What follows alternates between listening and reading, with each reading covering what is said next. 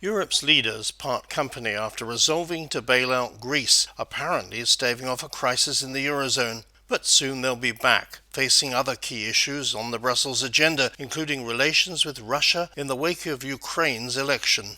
We really are seeing two critical historical moments occurring. On the one side, the emergence of Germany as the authoritative European power trying to manage a crisis in Greece. On the other side, the resurgence of Russia with these elections in Ukraine becoming a major power to the East. And this is really slowly reshaping Europe. And we're at a significant crossroads here. Colin Chapman bringing you Agenda with George Friedman. While the focus in Brussels was on the future of the Eurozone, on the EU's Eastern Front, a defiant Yulia Tymoshenko was holding out on conceding defeat to rival Viktor Yanukovych in presidential elections. But there's no doubt the pro-Moscow candidate has won, and this spells problems for the Union. The elections in the Ukraine really represent a turning point in post-Cold War history. After the Orange Revolution, it appeared that Ukraine was going to be moving into the Western camp. It's clear from this election return that a pro-Russian element has taken control of the Ukraine. And this further increases the strength of Russia within the former Soviet Union. They've had a relationship with Belarus and Kazakhstan firm into a kind of confederation. Now Ukraine. The Russians are rebuilding the world, and this, of course, is going to have substantial impact on Eastern Europe. When you look at a map of the border between the European Union and Russia, you see a big, important country, Poland. The Poles must be worried about what's happening now.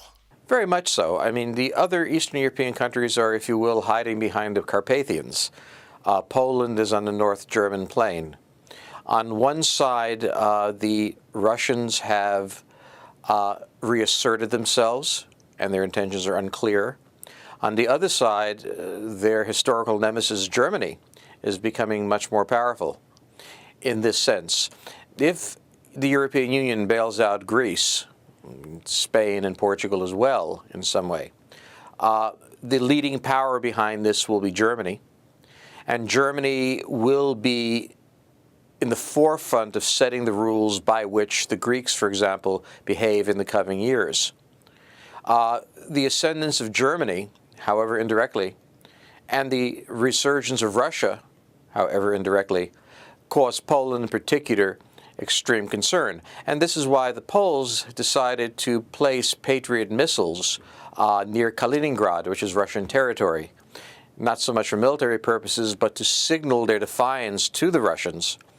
And they won't be upset if the Germans get the message too. Germany's Chancellor Angela Merkel faced the media after the Greece talks about a new monetary architecture for Europe without giving any details.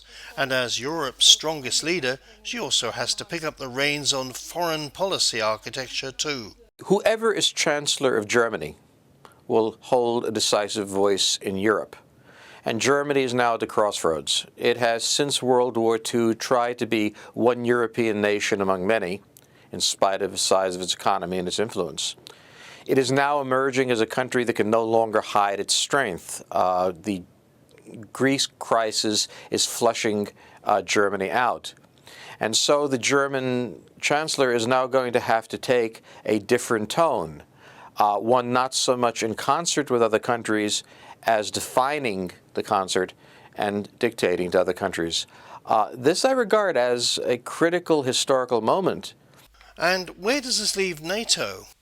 From my point of view, NATO is a historical fossil. It was created to deal with the Cold War. The Cold War is over. Its mission is lost. The military capability of the United States' European allies is limited.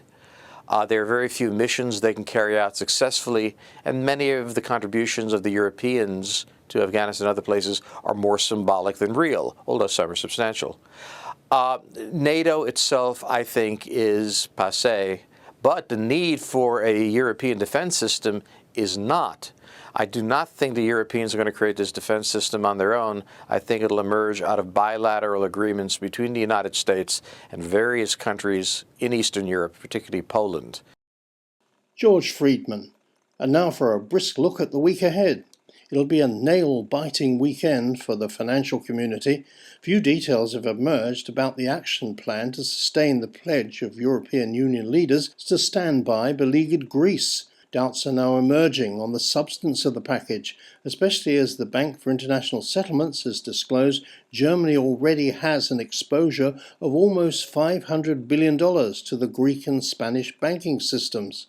On Monday, European finance ministers meet in Brussels and will discuss again the Greek rescue operation as well as sluggish European growth. A reminder that the Papandreou's government's willingness to act tough has made some Greeks very unhappy will come first with a strike of customs officers and then later in the week when tax officials decide to stop work. Prime Minister George Papandreou is due in Moscow on Monday for talks with Russia's Vladimir Putin, but a spokesman for Putin said specifically that financial assistance isn't on the agenda. The talks are to be about energy and military cooperation. Another Prime Minister at the Kremlin this week will be Benjamin Netanyahu. The Israeli leader has a meeting with President Dmitry Medvedev. Confirmation of the result of the presidential election in Ukraine will come on Wednesday, and on Thursday, President Barack Obama is scheduled to entertain the Dalai Lama at the White House. This weekend, the Chinese government told Obama he should call the meeting off, a request certain to fall on deaf ears.